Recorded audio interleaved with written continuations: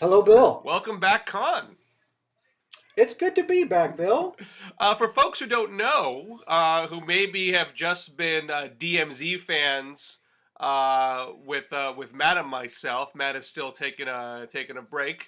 The original left-right blogging heads duo was Conn Carroll and myself back when it was the Week in Blog. We rechristened as This was pre 2008. yes. This was when you were a journalist.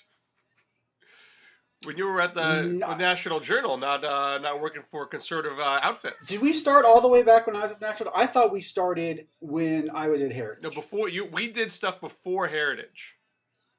But was it Twid before Heritage? I guess we did a few things before we gave ourselves a name. Okay. But I thought you'd switch to Heritage. I don't know. I'll have to look at the videotape. Because I was per hotline. I was playing a straight journalist while I was there, and you deserved an Oscar for that. I fooled a lot of people. But as you may or may not know, we do the DMZ with Matt as like we're nice to each other, we're congenial, we try to argue too much. That's not quite your bent. So we were never nice to each other. We're friends. We like each other, but I think your approach is a little different than Matt's. That's all I'm saying.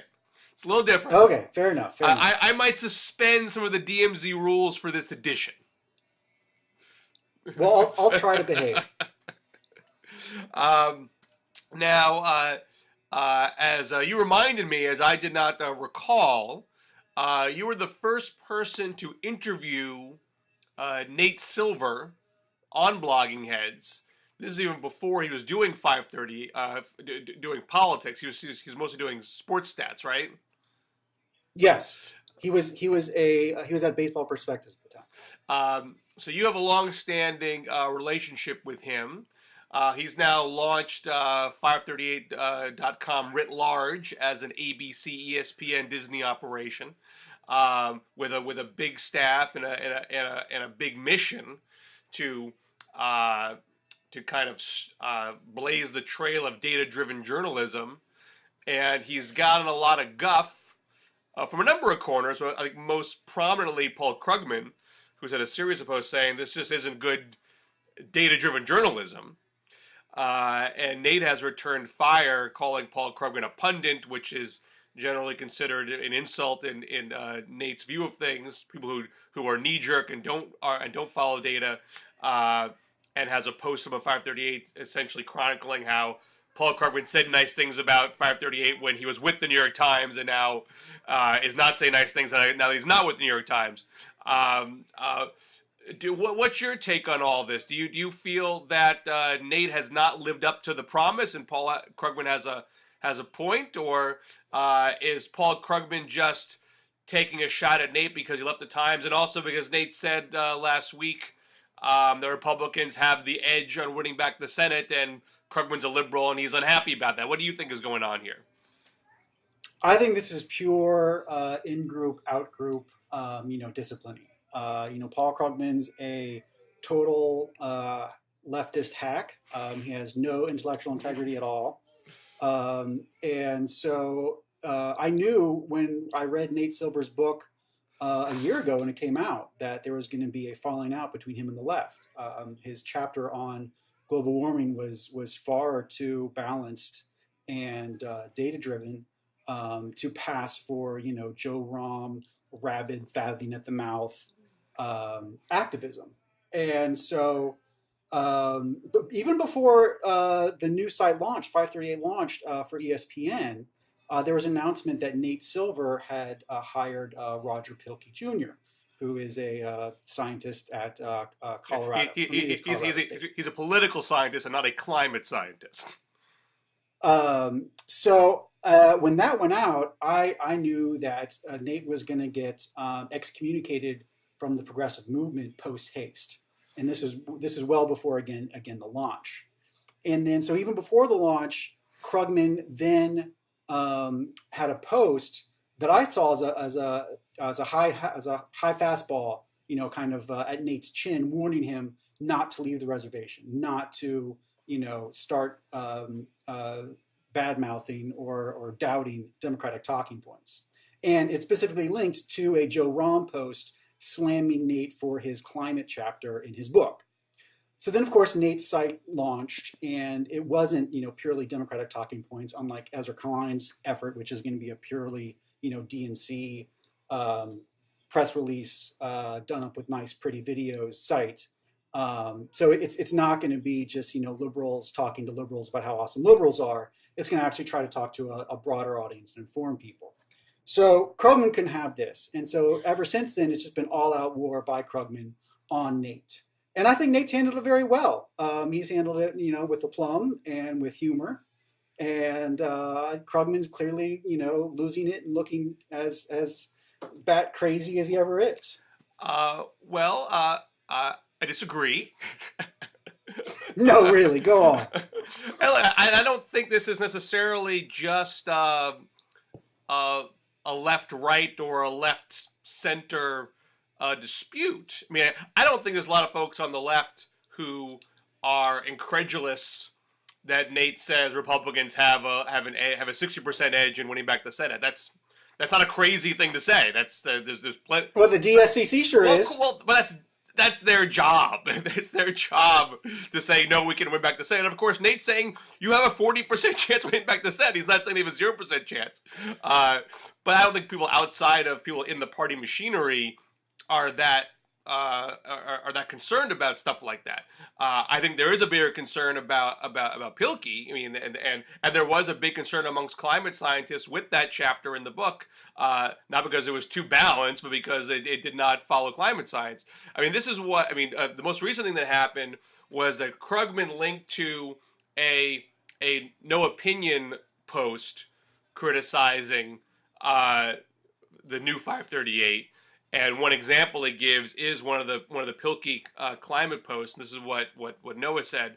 Roger Pilkey notes that natural disaster losses have slightly decreased since 1989 as a percentage of world GDP, and concludes that climate change is not causing and will never cause increased losses.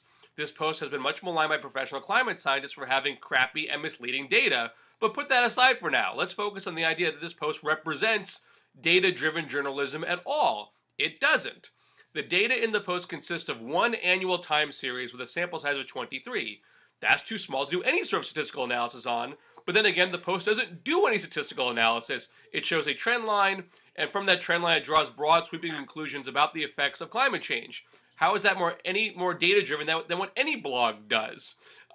Furthermore, Pilkey's analysis is just sloppy. What happens when you strip out earthquakes, tsunamis, volcanoes, etc. from the data? What if you extend the trend back 40 years instead of just 23? How does the recent trend compare with the trend from before climate change started significantly affecting global temperatures? And so on. So that's the stuff that Krugman is highlighting here. He's not complaining about his predictions or probabilities about the Senate. And what does Nate do in response? The most recent thing Nate did was to do this infographic showing how Krugman's assessment of Nate shifted since Nate left to suggest that it's just because he left the New York Times and therefore he's mad about that, as if Krugman is a big New York Times cheerleader, that he always loves David Brooks' posts and Thomas Friedman's posts because they're on the same team. I mean, it's a classic example of cherry-picking data points and ignoring larger context. Nate is doing a different thing completely with a bigger staff and bigger mission and bigger standards, his self-grade standards than what he was doing before. And Krugman is arguing that he's not living up to those standards. And that's not really addressed in Nate's own post. It confirms the whole point that just saying you're doing data and showing some morsel of data in your post does not mean you're doing quality data-driven journalism. That seems to be the point. And I think Nate is making Krugman's case inadvertently. Yeah, I mean, I think the other thing to draw from Krugman's post is, he links to this other liberal site that's supposedly tracking Obamacare sign-up data in a objective way. But when you go to the site, it's clearly, an Obama fanboy who is, cheerleading for Obamacare at every stretch. And, if you look at it, there's no way to compare the data to past results, which was always kind of, Nate's thing about polls. Is there was a long history you could go back and look at to see, how reliable polling data in the past. Same with his baseball past, right? I mean, that's one of the beauties of football. I mean, not football, baseball over football or basketball is you have a long history of data to look at that makes AAA data now applicable to the future. So you can try to model off of it. So I think Nate has shown a great ability to know the limits of data and what it can and cannot accomplish. When I read his book, I was very pleased with how he made a note that data was a tool, and I think what Nate Silver's site was before was basically a place for liberals to go to feel safe and comforted that they were going to win. And they didn't really care about the accuracy of the data or the science behind it or any of that. They never do. They were just using it as an emotional crutch to help them get them through the difficult race. And now that Nate is done serving that purpose and is moving on to other things, they don't have any need for him. He's not part of their tribe. And since he's not part of the tribe, he's now being attacked. Well, I think you're and that's all that's going on. Everything else is just smoke. I think you're conflating a couple of things here. I mean, I'm going to go to your first point about Nate understands the limits of data, and I'd say that is generally true. One of the things why I felt Nate has been kind of overhyped is that often when you dig down to a post, he's not saying he's predicting things, he's giving you probabilities. And of course, any probability has, even if it's a 90% chance, there's some 10% chance that the main probability is not gonna come out right. And he'll say that he'll have the hedge, which is fine. But at the same time, he'll then overstate the certainty of it all in other contexts. That just by saying like this data journalism that I'm doing is inherently superior to knee-jerk punditry, gives a false sense of certainty, and so he doesn't always square that. I do agree that if you dig down deep enough in the post, you will get there, but it does limit its value. I think it is a nice. It's good to see more of it. It's nice to see it complement older style journalism, but I do think you see some limitations of it when you're doing this massive site with a big staff and you're trying to slice and dice all sorts of things multiple times every day. A lot of it's going to end up being very superficial, whether in what it's trying to divide and how it's actually executed. So I think he's having some early struggles at that. He very well can improve over time.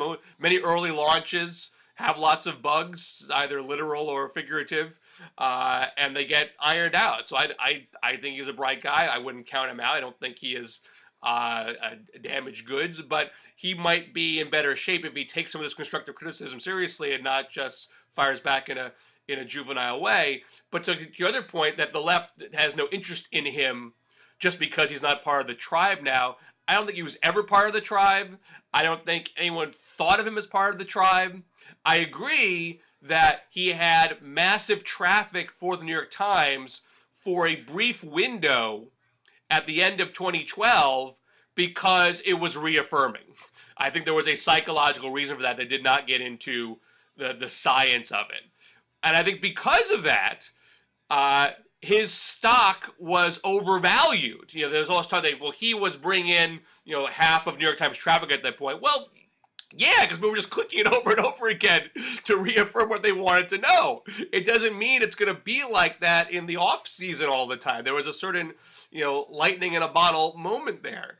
But I think there's definitely a Nate Silver fan club that had leaned left, and maybe won't lean left now, but had leaned left because of a general appreciation for data. I think there is a technocratic element to the left, a scientific element to the left, which the right has in some degree, but I don't think as much lately. And I don't think that goes away. I'm sure there are some people on the left who are still on Team Nate here. And still want to see this kind of journalism work and think he's a good guy to do it. So I think you're oversimplifying by saying the entire left is washing its hands of them. Although I do think particularly the Roger Pilkey hire definitely sticks in the craw of certainly the environmental left. Bill, we're back. Small technical hiccup, but nothing lost. But shifting topic. Hold on. Before we shift topics, sure. You have to let me talk about the whole reason I came on today. Oh, I'm sorry. I'm sorry that I didn't do that up front. You totally steamrolled me. I was just so excited to talk to you. You were. But anyways, I am here to hawk. Well, not really hawk because I haven't created it yet. But I'm here to plead with the Blogging Heads community, who I know is a entrepreneurial base, to please consider supporting my Kickstarter. It's called Federal Baseball. Speaking of Nate Silver and baseball, it is going to be an iPhone app that allows you to take over any baseball team in any year and basically be the general manager and manage them to multiple World Series titles, be able to draft players, trade them, sign free agents, and basically, relive your childhood, but in the owner's box. So how is this different than fantasy baseball, or is it just another way to do That's a great question, Bill. I'm glad you're interested in this topic. So for fantasy baseball, you just go and you draft real live players onto a team, and then the results for your league are determined by what the players are doing in real life that year. What this allows you to do is go back to, let's say, 1987, take over the San Francisco Giants, and actually play other real teams. You can play, you just play the Giants season. So you play the Dodgers and Padres. In each of the games, the results would be determined by what those players' stats were for that year. And then you'd be able to go on to 1988, re-sign the people you want to re-sign, trade the people you don't want to trade, and go through that season as well, which is very different from fantasy baseball, in which you're re-picking a group of players, but only this year's players right now. Now, as I've discussed with Matt in the past, I'm kind of your average pajama boy. I've walked away from sports except for Aussie rules football. I part of it was I never got my head around enjoying sports in the fantasy baseball way, as opposed to just being a cheerleader for your team. As a kid, that's what I did. I cheerleaded for my team. I mean, I was interested in stats. I was interested in baseball history, all that kind of stuff. But as far as when the season was on, I wasn't as interested in sort of picking and choosing different players and seeing the different, having my own kind of all-star team and watching them go and cheering individual players for their individual performances and not for the team. I just never got my head around that. But you explain to me your enjoyment of sports in this way, because I've never really grasped it. Sure. Well, I think it's on two ways. Number one, right now, I think a lot of baseball, in particular, as far as sport court, is nostalgia. Like for me, when I take my son to a game, I'm not just going to the game with my son. I'm going to the game with my dad, his dad, etc. It's a generational thing, and a game like this allow you to take that back. With this game, you can go back and replay the 1907 playoffs, which I went to with my dad, who passed away, almost 20 years ago now. So it's kind of a way to connect with them and the timelessness of it. But as far as being wanted to the enjoyment of fantasy baseball in general, it's strategy like anything else. You're trying to outsmart the other owners. You're trying to see, which players are going to do better, how to allocate your payroll and your resources. It's like any other game. You have a set number of resources. You have to develop a strategy and see how you do. Fair enough. So how can people get to your Kickstarter? Just Kickstarter, Google Kickstarter, Federal Baseball, and that'll get you there. But of course, I will have a link to the Kickstarter right under this video. I'll be the first commenter to get it up there, have it on the sidebar, whatever. I may come back to the comment area a couple times to repost the Kickstarter link. So it'll be there often. Awesome. Now, another thing you were interested in Yes. was this Thomas Edsall post for the New York Times website. Um, and Edsall, for a while, was, I think, pushing kind of a centrist line, and I feel he has shifted. And I think he's a pretty data-driven sort, but has shifted to say that Democrats are more on the right track, pushing a populist line. But the most recent post he did suggested that while the demographics are in the Democrats' favor, while there is a embrace of more populist economics amongst the rising America electorate, that the Democratic Party, as it's constructed, is not necessarily capable of meeting that moment, and that might hamstring them and not allow them to reap the benefits of these demographic changes. Right. Well, specifically, it's an indictment of Obama's policy. As he called it, the failure of the Obama administration to propel strong economic growth. And he's correct when he says the Obama years have been marked by a prolonged period of economic stagnation, falling standard of living for those in the bottom half, and growing schism in the distribution of income between top and bottom. Median family income has declined, and inequality has grown worse. These are all just true facts. Look, you make a jump there, saying that all is on Obama's shoulders. Now, politically, that may be the case because of people's perceptions, but I don't think I make the jump. I think Edsall makes the jump. I think you're putting some words in Edsall's mouth there. I mean, there obviously is a role that Republicans have played in constricting what Obama is able to do economically here that you at least have to factor into the discussion. Okay, well let's take out the Republicans and go to a state where Democrats have total control, California. What have we seen in California? We are seeing San Francisco, Palo Alto, Los Angeles, Hollywood. They're doing great. Boom times. Billions of dollars being reaped in by mostly white, rich, educated people on the coasts.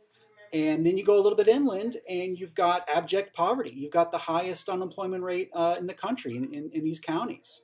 You have a humongous gap between the rich and poor that's growing faster. You have median incomes declining, throughout the state. Once you section off the super rich, wealthy parts of the Bay Area and LA. And you can't blame the Republicans there, right? Yeah, well, sure Jerry Brown got his rich person tax in. The Democrats are in total control.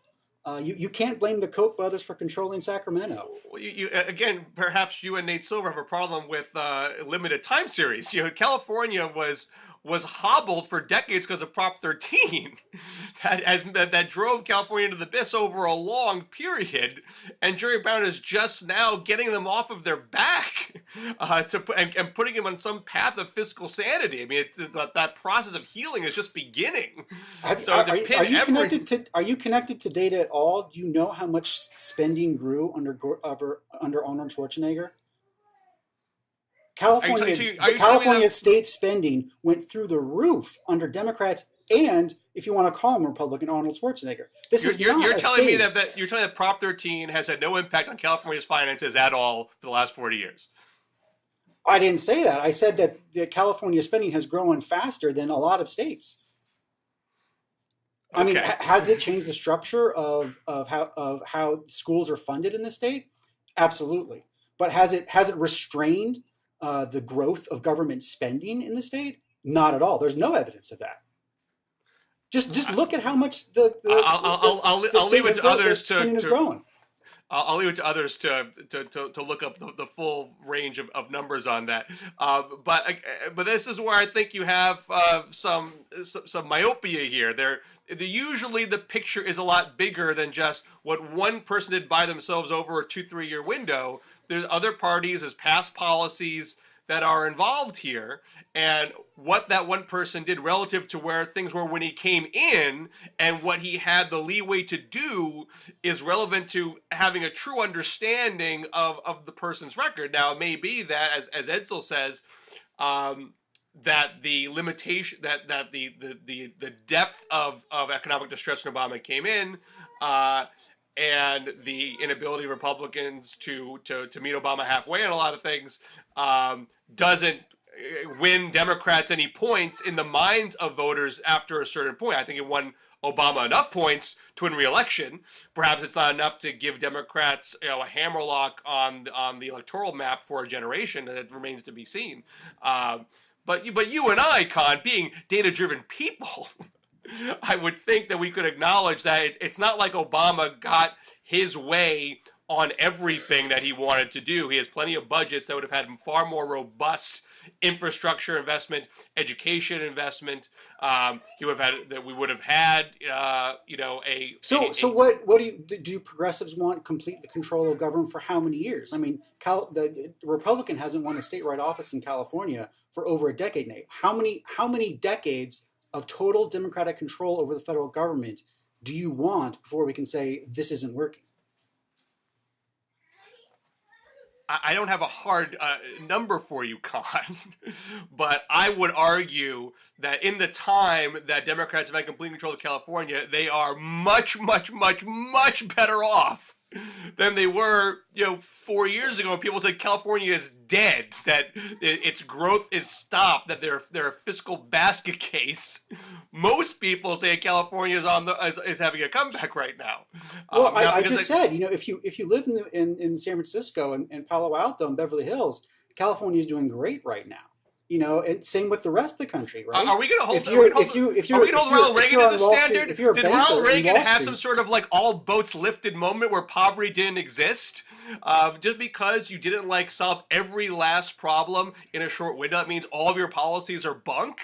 You're not creating a standard that anyone's going to meet. I'm just echoing Edsall's critique, which is that for a party and a presidency that supposedly is focusing on income inequality and delivering for all Americans, they're clearly failing. Right? I mean, that's Edsall's point. Okay, so when George Bush and the Republicans controlled Congress for how long? How long did they have total control? Was it 4 years, 5 years, 6 years? Hey, I'm not here to defend George Bush. Oh, right. We can talk about how much he expanded. Right, because George Bush was a crypto-socialist the last time we talked. Bush is a socialist.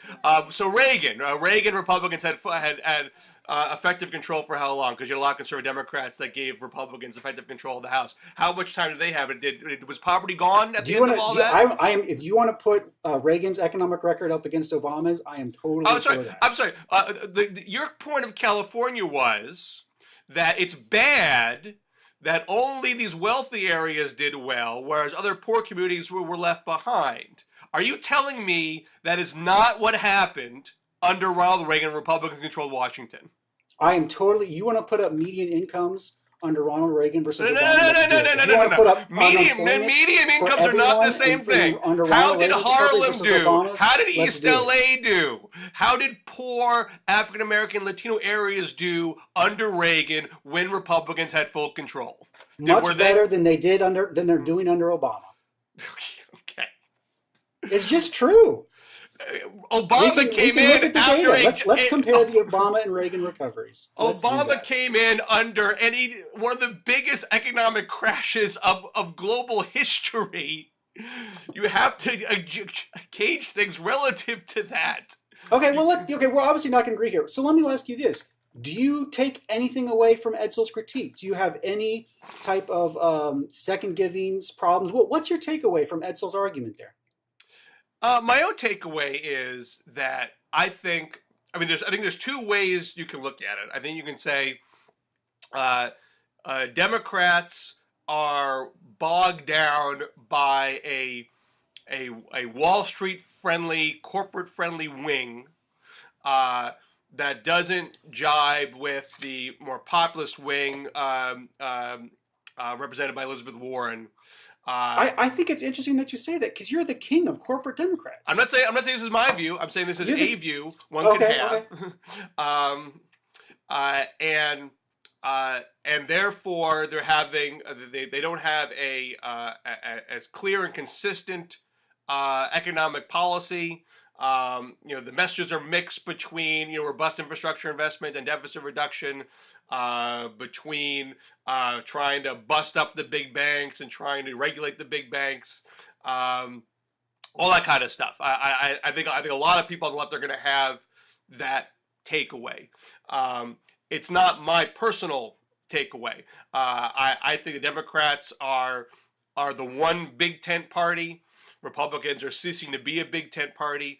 I think it is inevitable that there's going to be a degree of debate between these different schools of thought that you can't wish away. There's, as I've said to you and others, there's always going to be a degree of corporate influence. You can't vanquish that, and you have to work through those debates and try to marry those viewpoints, even though there are tensions, even though it is frustrating. And I think Democrats have done a pretty good job navigating those waters. I think they've done a good job. I think the Recovery Act is a reflection of that. It was backed by the AFL-CIO and the Chamber of Commerce. It did get us off of our back. It did prevent a global depression. I wish Republicans were more amenable to things like an infrastructure bank, which in both AFL-CIO and Chamber of Commerce is for. I think if they were doing more things like that now, the economy would be in a better place than it is now. I don't think those things are anathema to conservative principles. And so I think if they were being less partisan, they would be able to meet folks halfway there. So I think that is the bigger obstacle here. I don't think Democrats are going to be in. I don't think it's practical. I don't think it's feasible to shrink the party. I mean, there are certain issues where it does not make sense to listen to the third way types. There's no need to gut Social Security, for example. There's really no great benefit politically in doing that.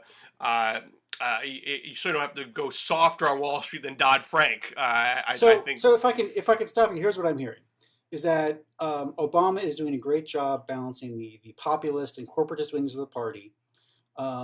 We just need to give his corporatist agenda more time.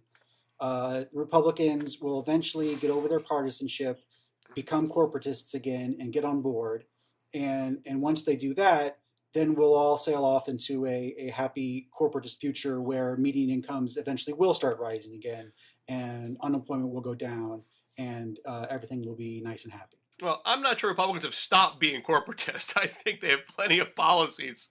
Chamber of Commerce has now gone all in on Republicans again. They're still pushing giant tax cuts to the wealthy. They still want massive deregulation for corporations.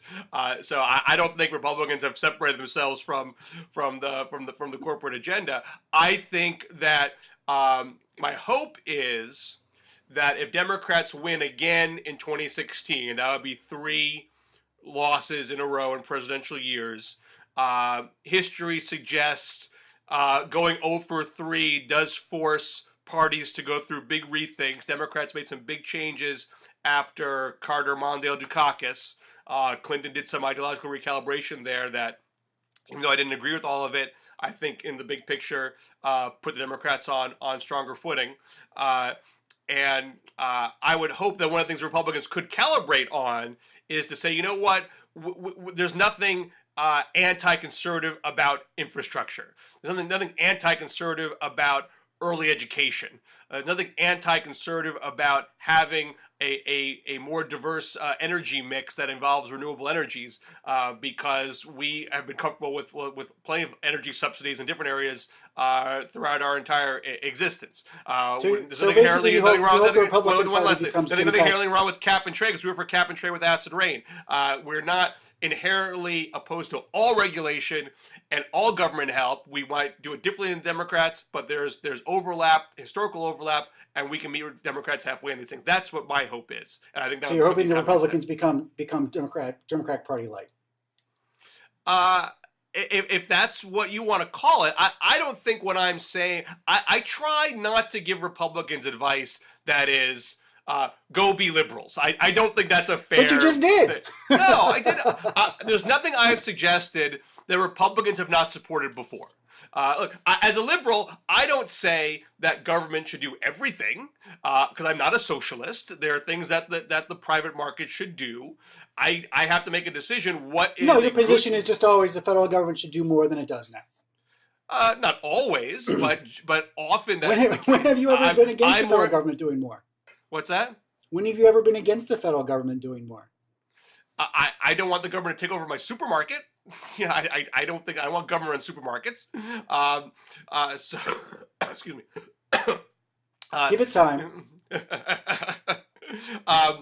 So, and every conservative, every Republican wants to spend taxpayer money on something.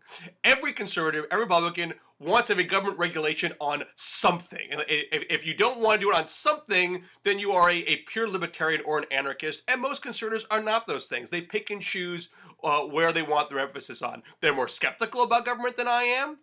But neither one of us are absolutists, and many Republicans have been under. I mean, Calvin Coolidge invested in infrastructure, for Pete's sake. We invested in the railroads during the Gilded Age. It's not like these. There's a general understanding that that's something that government is going to do. That's not going to be just willy-nilly done in the private market. Then you have roads and railroad tracks and airport corridors, bumping into each other. So I think there is way to have a meeting of the minds that does not violate basic principles here. There are plenty of Republicans that are okay with early education investments. They might disagree with Bill de Blasio how to fund it, but there's a general agreement. I mean, even Republicans that want to have charter schools and private school vouchers, you're still spending taxpayer money. It's not just being done in a libertarian way. It's still involving taxpayer funds. So there's overlap here to work with if people can put aside partisan differences. Yeah, I think you're missing one big part, which is federalism here, which is a lot of most Republicans today want to see the state spend this money, especially on infrastructure and transportation. Absolutely on pre-K. There's no reason the federal government needs to get involved in that. Oklahoma has a very successful state pre-K program. It's working great for them. They should be able to do that. Texas wants to do that. Great. If Idaho wants to take that on, there's absolutely zero reason to funnel it through the federal government Department of Education, though. Well, which the Democrats are hell bent on doing. Well, I had a piece about this. There's zero reason to funnel high-speed rail money through the federal government, or 90% of what the Democrats want to do on transportation. Same with energy subsidies, the rest of it. But I think we're getting bogged down here. I'll let you go. But there are two things I've written lately on just this point. I wrote a piece for the Daily Caller.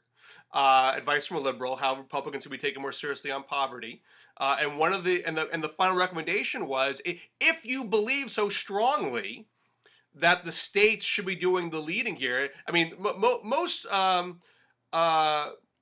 Republican proposals on this are to take federal money and give it to the states. Now, so it's still going through the federal government, but to give to the states with basically no conditions.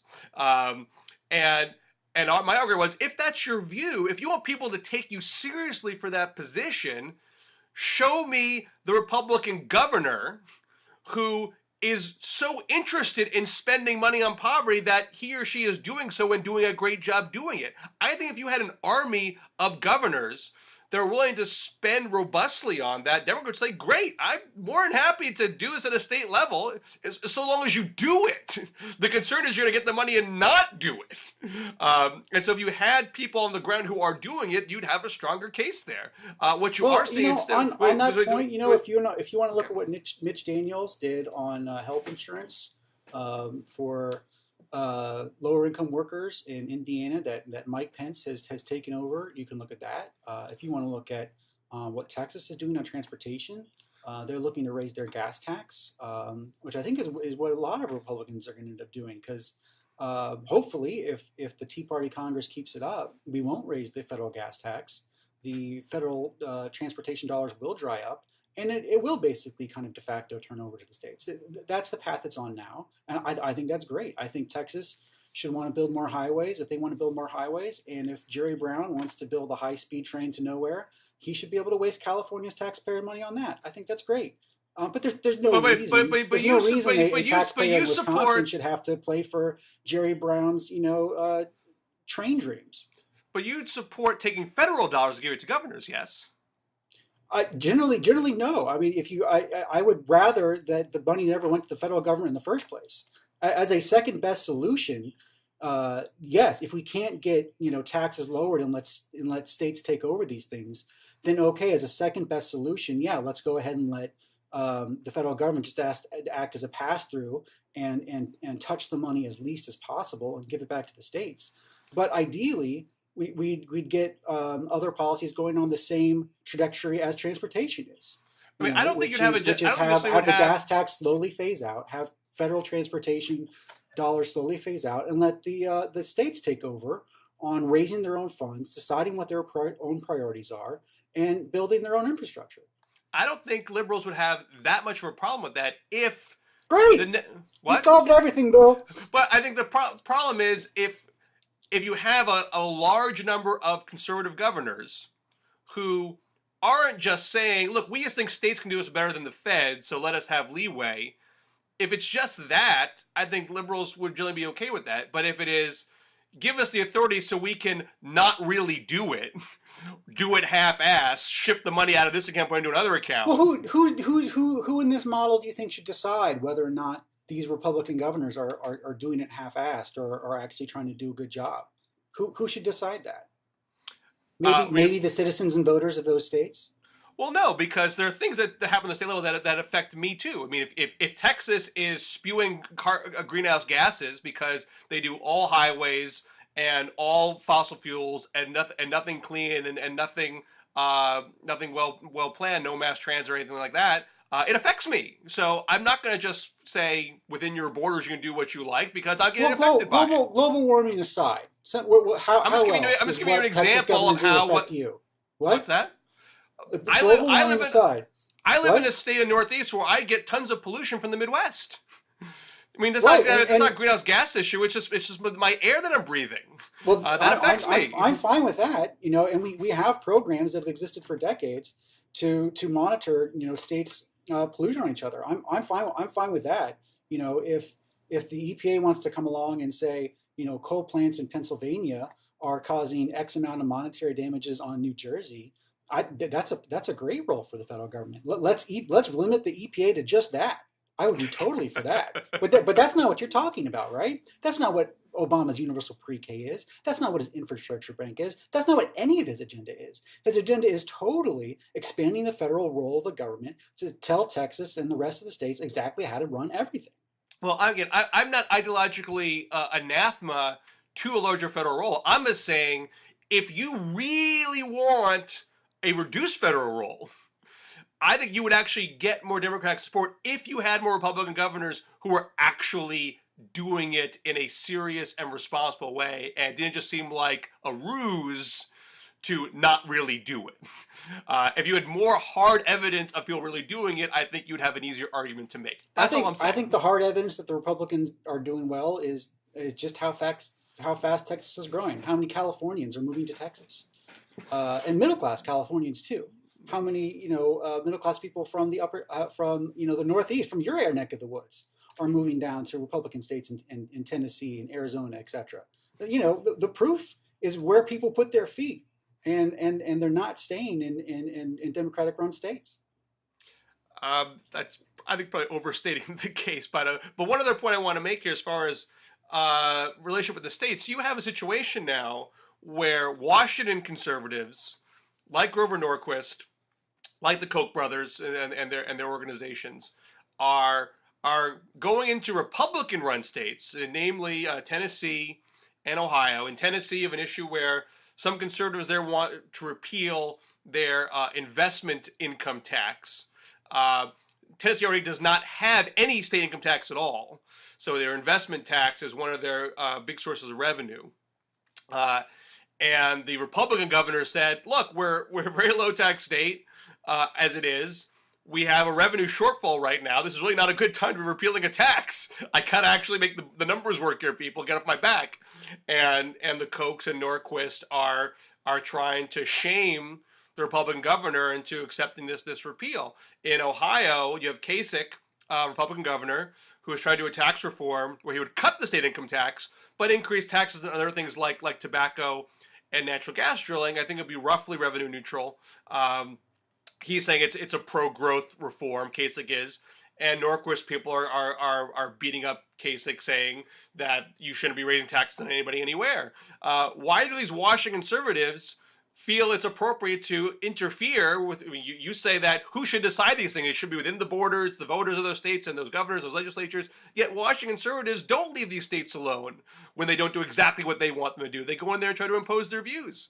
I don't. Why shouldn't? And this is why I think conservatives conservatives who want state-led policies get into trouble, because it seems like you don't actually believe that the state should have the leeway. You just want to shift the responsibility because you think it's going to get your ideological goals achieved in a backdoor way, not that you think there'll be better policies at the state level. So what's your question? My question is, do you think the Kochs and Norquist are wrong to meddle in what Tennessee and Ohio are doing?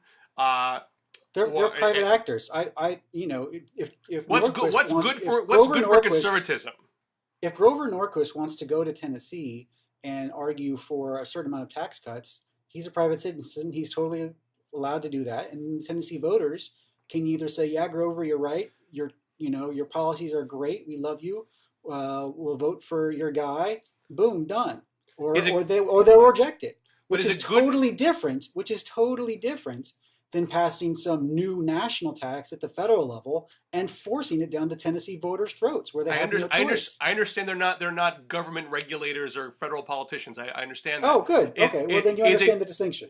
Is it good for conservatism, for leading conservatives to try to supersede and second guess what governors have to do at the end of the day to balance their budgets? Does it make conservatism seem like a serious ideology? Is it good that a party has internal policy debates? Is that your question?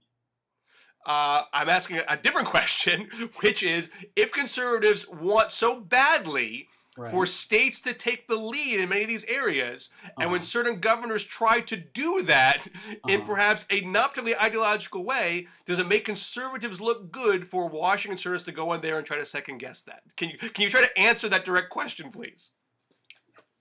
Policy debates are healthy in any party, yes. Would you think would it be good for conservatism to have a governor who says, you know what, at this level, a governor has to make the numbers add up, and that involves having this level of tax, maybe sometimes a tax increase on certain constituencies, in order for this state-run government to function properly? Absolutely. I had a column titled "Raise the Gas Tax." ... in Texas. Absolutely. If states are going to take over more of these areas, like transportation, they're sometimes going to have to raise revenues to do it, and they should be able to address how they do it. I'm totally fine with governors, state legislatures, whoever, identifying ways to match their spending and revenues. And the more we do it on a state by state basis, that's great. Conservatism is winning. All right. One thing I know you wanted to talk before we wrap this up. You are intrigued by this by the different Harry Reid stories that are out there. Most recently, well, yes, especially we've got this Democrats running on corporatism, and Harry Reid has diarrhea of the mouth when it comes to Koch brothers. I know you want to talk about how wonderful everything is foreign policy-wise, bipartisanship with Ukraine, and yet here you have Harry Reid on the floor of the Senate blaming the Koch brothers for not wanting to help Ukraine. What kind of crazy partisanship is that? Well, I wasn't planning to get into the whole bipartisan thing today, but I'm happy to discuss it if you like. I have a piece. I don't know if it's going to get published today or not, but I wrote a piece for the week about that the Ukraine might be representing a new era of bipartisanship foreign policy. But I mentioned in that piece that the rhetoric around it is very hot right now. You have McCain calling the Obama administration timid, having MIA on leadership. You have Harry Reid blaming Republicans for holding up the bill and possibly giving Putin the green light to annex Crimea. So yes, that's most certainly. So what do you think about Harry Reid's rhetoric there? I think it is largely meaningless because at the end of the day, the bill is passing. At the end of the day, Reid accepted the Republican demand. But there wasn't. What was the underlying policy dispute? There was an underlying policy dispute, no? Yeah, the policy dispute was, should this IMF reform be attached to this bill? And Reid has now stood down on that point, taken it out of the bill. The bill is going to pass most likely, and the bill is essentially going to buttress and reinforce President Obama's approach to Ukraine, which, Republicans are often accused of sabotaging the president in all sorts of areas. Here is a situation where they're not sabotaging him at the end of the day.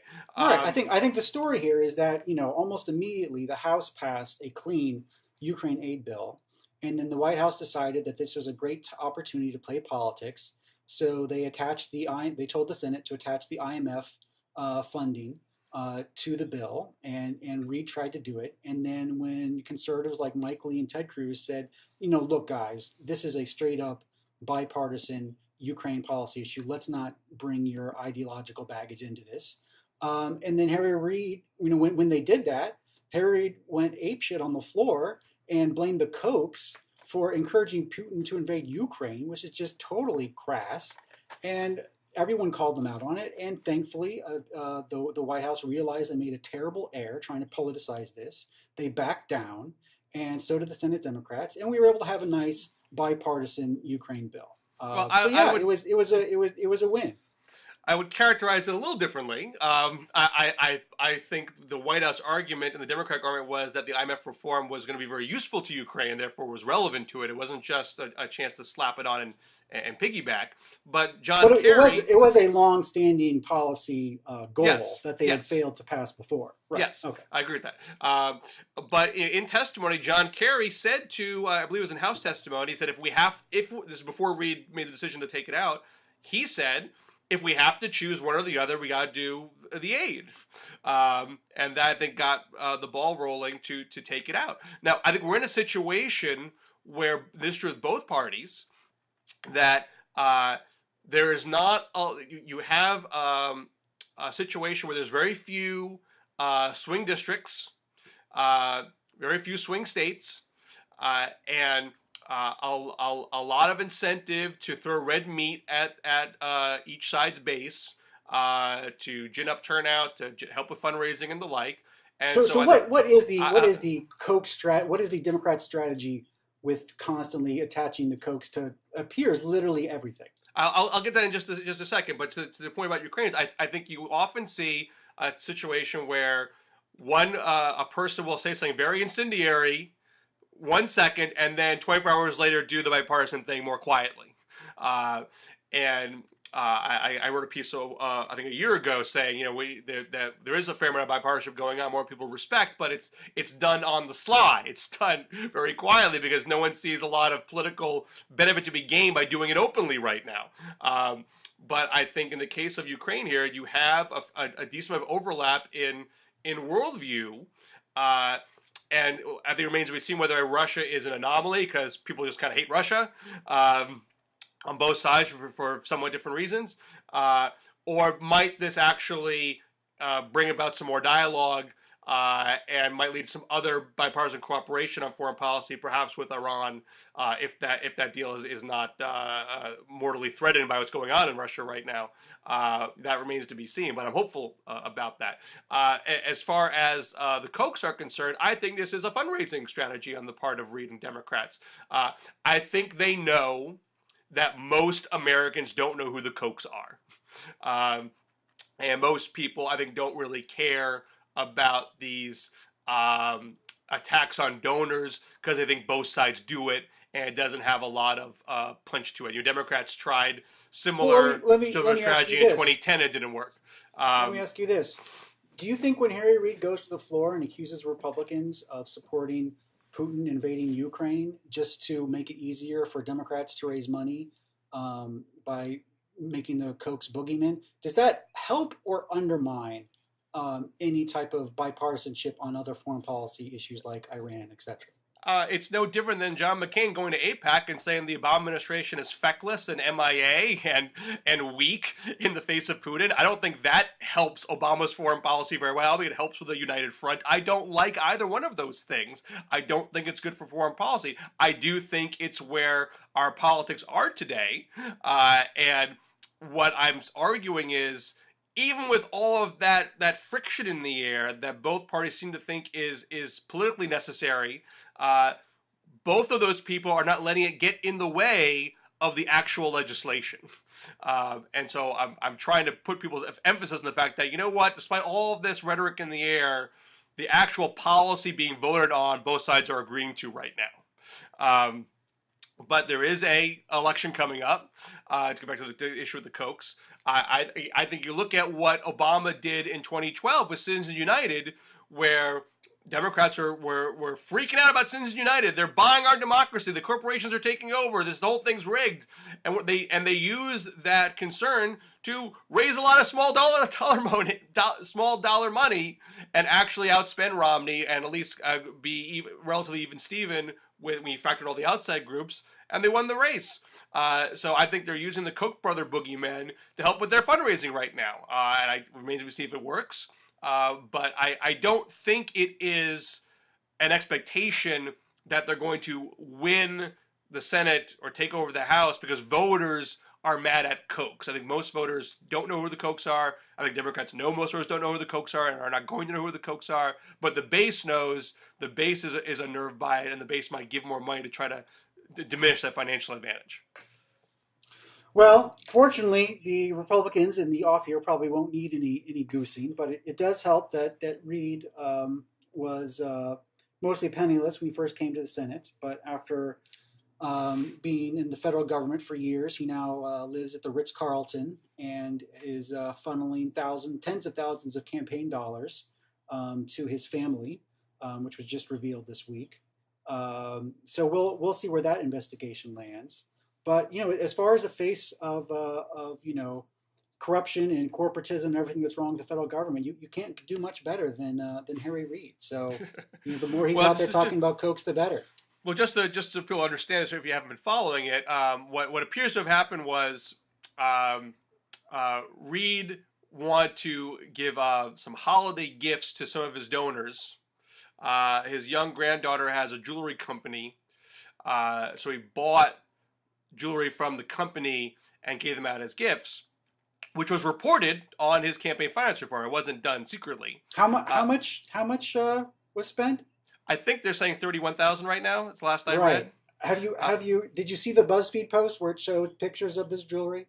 I have not seen that post. Oh, well, you should check it out, and we'll include a link so people can see this jewelry and how much of this jewelry you'd have to buy to spend $31,000.